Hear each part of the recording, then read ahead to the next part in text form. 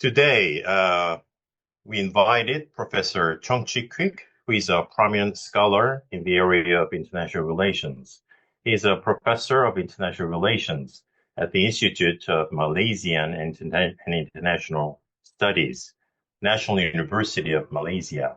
He is concurrently a non-resident senior fellow at the Foreign Policy Institute, School of Advanced International Studies, Johns Hopkins University, and a non-resident scholar at Carnegie, China.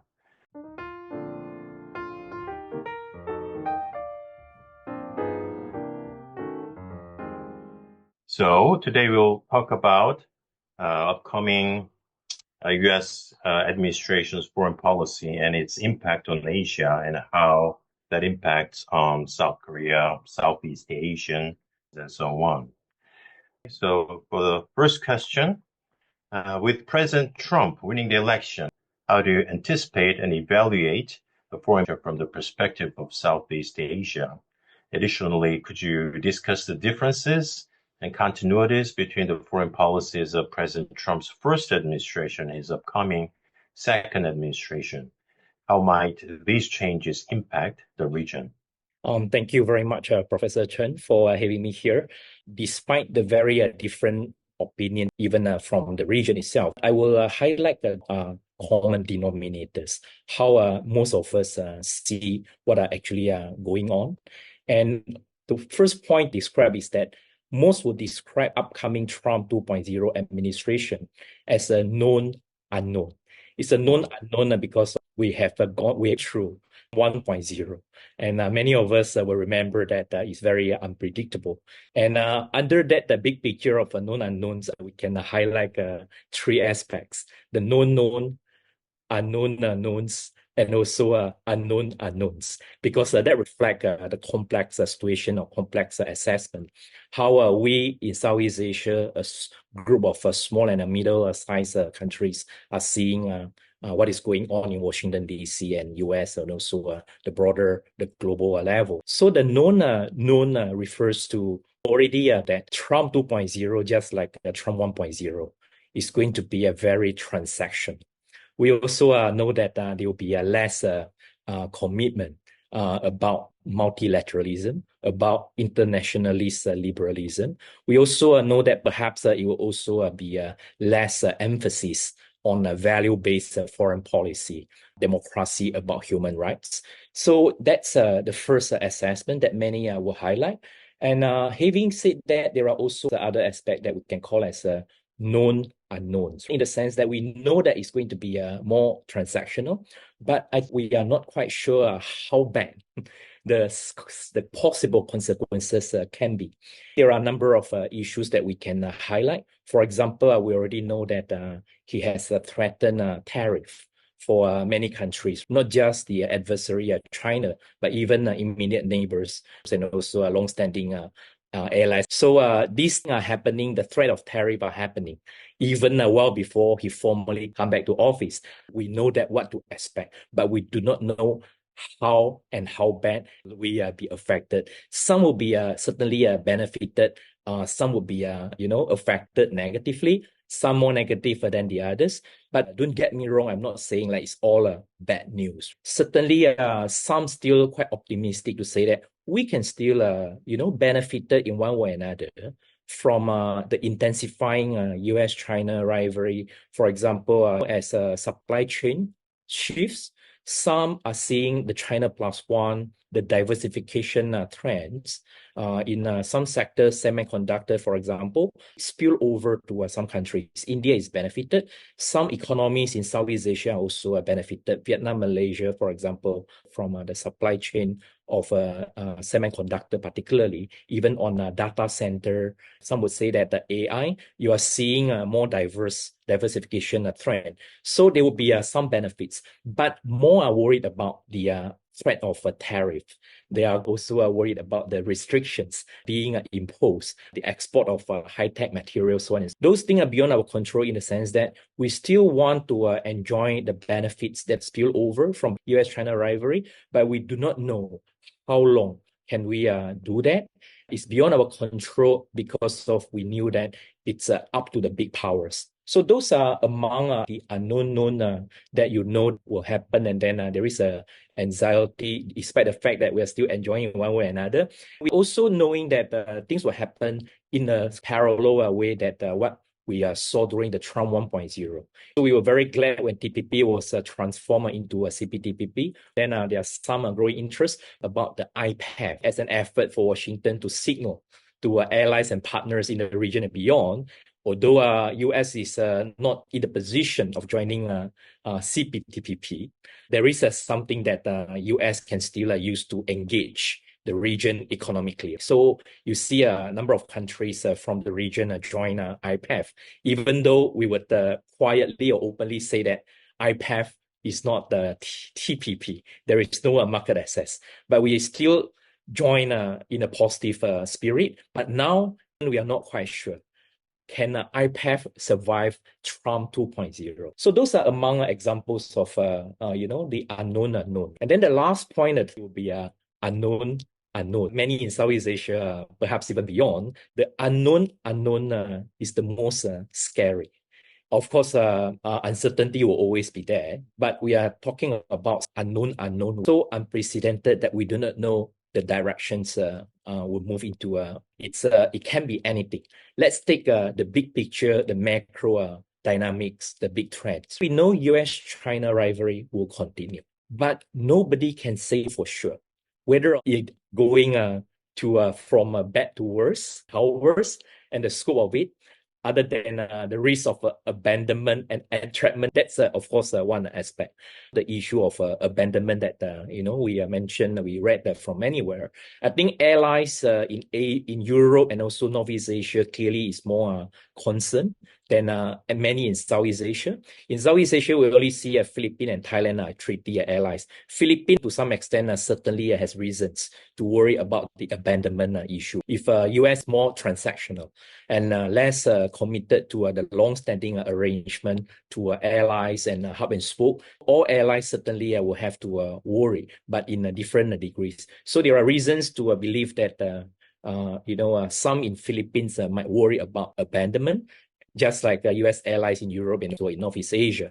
But entrapment is a bigger concern, right? Entrapment in the sense of if a U.S.-China rivalry escalate into an armed conflict, either over Taiwan or South China Sea accidental issues. Many of us, so the risk of the risk of entrapment for us is quite worrying, even though policymakers might not want to talk about it openly, but certainly it's in the mind of many who are in the security establishment.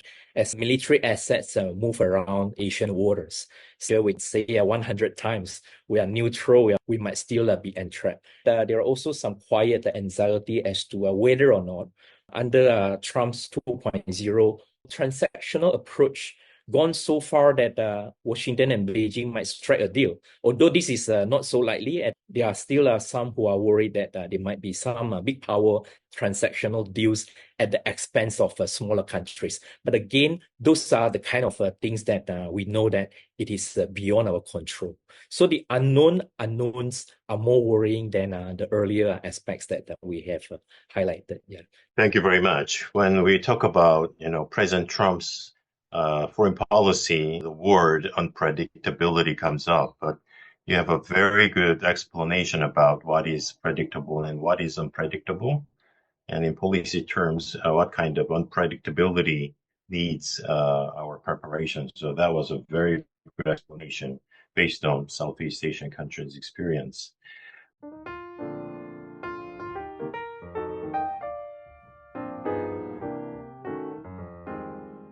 You talked about U.S. China rivalry, so let me dive a little bit deep in that issue. So as an expert and leading authority in hedging theory, how do you anticipate President Trump will navigate U.S.-China strategic competition during his second term? Specifically from Malaysia's perspective, how does hedging theory inform Malaysia's strategies in responding to this great power rivalry? Sure. There is a big debate among those who work on hedging and also alignment theories, right? The debate is that on the one hand, many are saying with intensifying U.S.-China rivalry, the space for non-big powers like Southeast Asian countries to maneuver, to hedge are actually shrinking. First school of thought. I belong to the second school of thought who argue that yes, space of maneuvering is certainly shrinking. But non-big powers, including or especially those in Southeast Asia, are at the center of a big power competition. As long as the big power rivalry continues without direct confrontation, the possibility of one day hedging would not persuade the smaller countries because of survival instinct, not because of hedging, it's a panacea. Hedging is chosen because of it is more acceptable. It is less unacceptable than many others, right? What is unacceptable would be we stop hedging, we begin to side with one power against the other. That is not unacceptable, regardless of which power we choose to align with. To have this complete alignment with one power against the other, we knew that it's not going to work. We are going to have more problems. Yes, hedging cannot solve many problems, but it is more acceptable because it still gives grounds and a platform for us to maximize cooperation. We can still pursue cooperation. Our SEP is very much, born out of the current situation. We want to avoid conflict for escalating into war.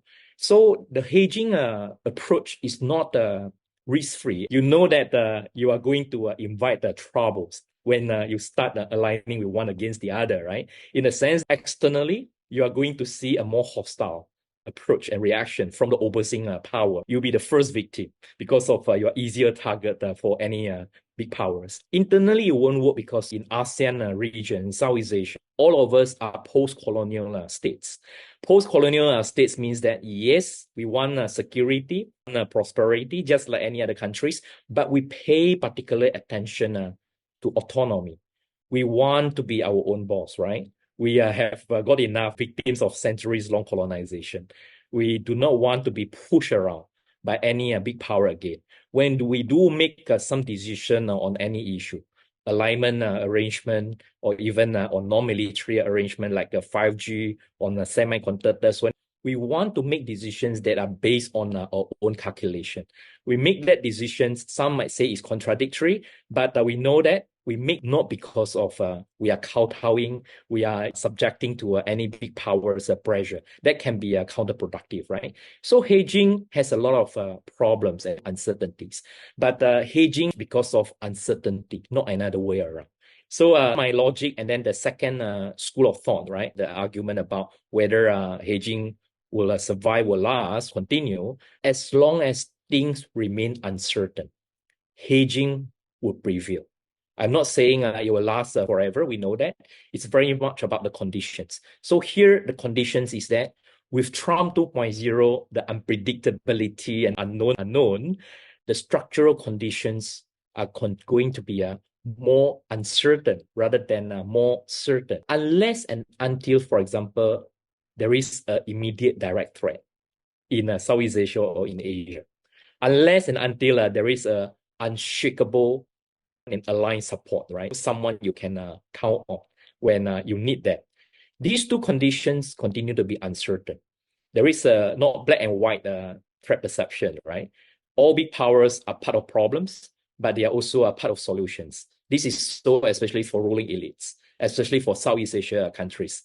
We say that our leaders wake up every day, not thinking about U.S. and China or who will prevail in the long-term competition. Big leaders in the region wake up every morning thinking about domestic, and domestic. So we are not interested in trapping in the big power conflict. We are more interested in how the big power interactions, not just tier one superpower, but also next tier powers and middle powers in Europe, Asia, Northeast Asia, will approach us in a way that it's pragmatic, that we can translate those power competition into productive processes. We can create jobs. We can position ourselves better in the technological, transformation that we are seeing. AI, high-tech, 4IR and all that are beyond our control. But within those are still possible. We do want big powers to compete, to cooperate. not to compete, to fight, and we are not interested in side with one against the other.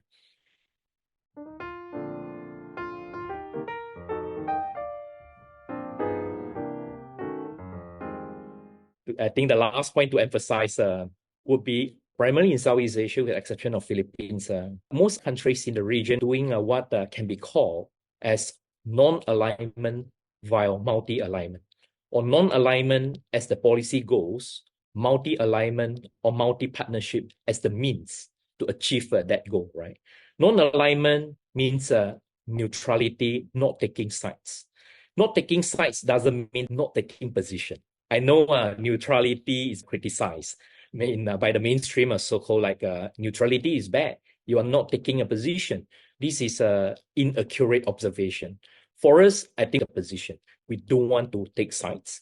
We don't want to allow a conflict or disagreement into armed or military clash. That's to nobody's interest. We might not be able to solve many problems, but at least if we manage those problems without escalating into conflict, give peace a chance. We can all concentrate on the more pressing domestic tasks, whether or not you are democratic, non-democratic, or less democratic.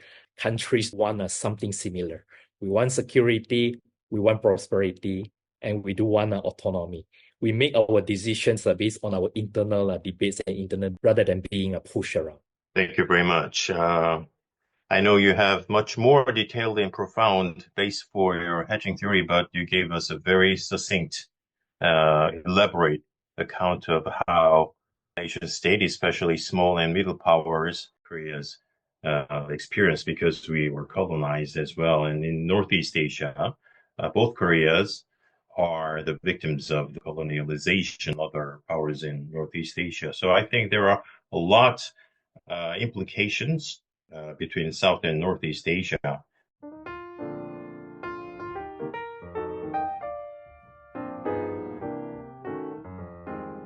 So the next question, given that different regions are likely to adopt various approaches to great power rivalry, what implications do you observe between Southeast Asia and South Korea, or Northeast Asia in general, in their relations with the U.S. and China? And what implications might these differences and similarities have for the Korean Peninsula and the relationship between Malaysia and South Korea? This is a very important timely question, precisely because we are at a crossroad with many unprecedented trends that are beyond our control. So in that sense, we could use a term, middle states, meaning the sovereign countries sandwich between two or more competing powers, right? Of course, there are lots of differences internally and regionally, but again, middle state are sandwiched between competing powers, greater uncertainty, and unprecedented pressures militarily, non-militarily, and even technologically. So what are we going to do? We are going to do what we can for within the space that are possible. Diversification is certainly the approach for survival, adding values within the possible space. South Korea wants diversification beyond the big powers, right? Now, we know that before South Korea launched Indo-Pacific strategy under the administration. Under earlier Moon administration, this new Southern policy. New Southern policy is really about diversifying beyond the traditional big power circle, beyond Northeast Asia, right? So naturally, it's about Southeast Asia plus India plus perhaps South Asia. So we see a broader geographical scope. But we also know that under the South Korea's Indo-Pacific strategy, you have Korea ASEAN Solidarity Initiative. So Southeast Asia got the message. South Korea, even under a new policy with different level, we are still very much within your radar and in fact the center of cooperation. You can put yourself in our shoes. ASEAN countries, Southeast Asian countries, regardless of the level of development, political systems, also want what you want, which is diversification. And the type of diversification is an inclusive one, in the sense that regardless of which camp you are in, who really is we all want to diversify in all directions. Therefore, South Korea and ASEAN countries converge in that sense. There is a push and pull factors that I think pulls South Korea and Southeast Asia together. As a student of IR, I would like to see that this is the early stage of a new trend. In that sense, South Korea has a lot of advantages and strength in Southeast Asia.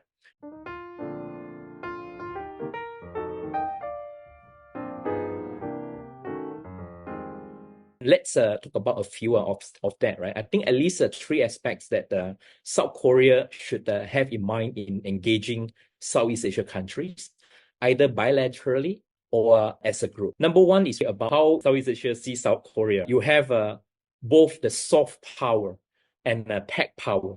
Almost every country in South cultural attractiveness, regardless of a religion in the respective Southeast countries. And it's not just cultural, but technological aspect as well. The transformation of Korea. So many Southeast Asian countries admire. Second aspect is the possible transformation from K-pop to Korea as a model. Many in Southeast Asia can relate because of South Korea is not a big country. South Korea's example and journey, the miracle of Han River, is a relevant model. And when I say model, I'm not saying like we choose one model over the other. In Southeast Asia, we want multiple models. The Korean model entails more attractiveness precisely because of we are more comparable in terms of size, the historical journey. Earlier on, you mentioned about the shared experience and so the memory.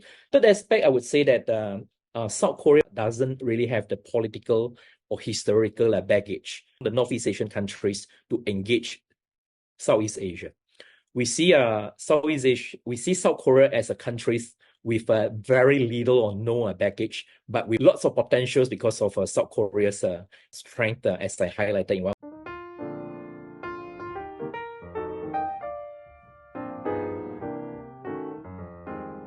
If we evolution of relationship between South Korea and Southeast Asia, I think we can see three phases, right?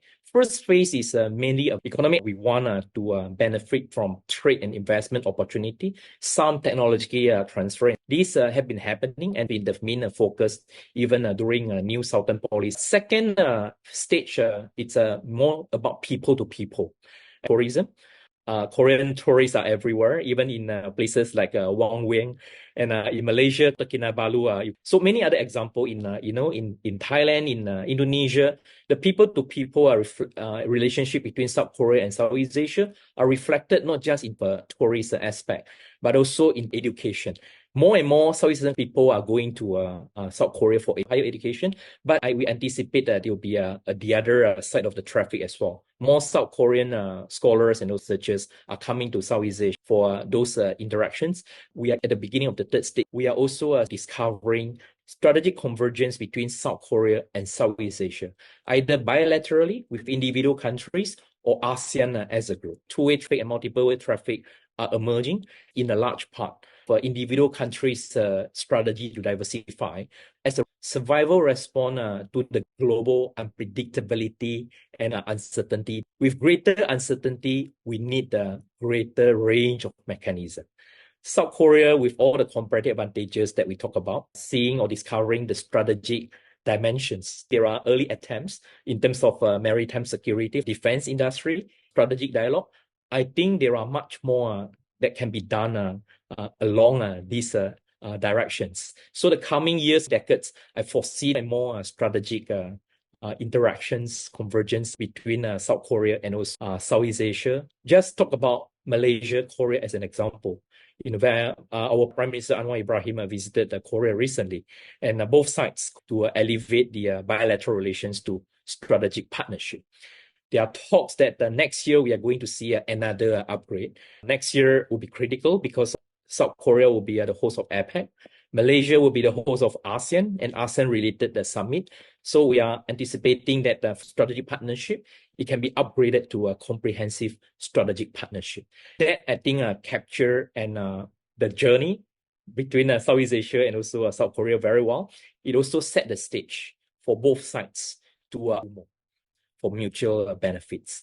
Great, thank you very much. I learned a lot about various dimensions between South Korea, Malaysia, and Southeast Asian countries in general. You talked about like-minded countries in both regions can cooperate, not just a culture or people-to-people exchange, but develop strategic aspects in which, both countries can cooperate to deal with all these difficulties, uncertainties, great power rivalries. We have to cooperate with like-minded country in Southeast Asia. So I think your talk will give us a lot of insights to not just scholars, but also to policymakers. Thank you very much, Cheng-Chwee. Thanks for having me here.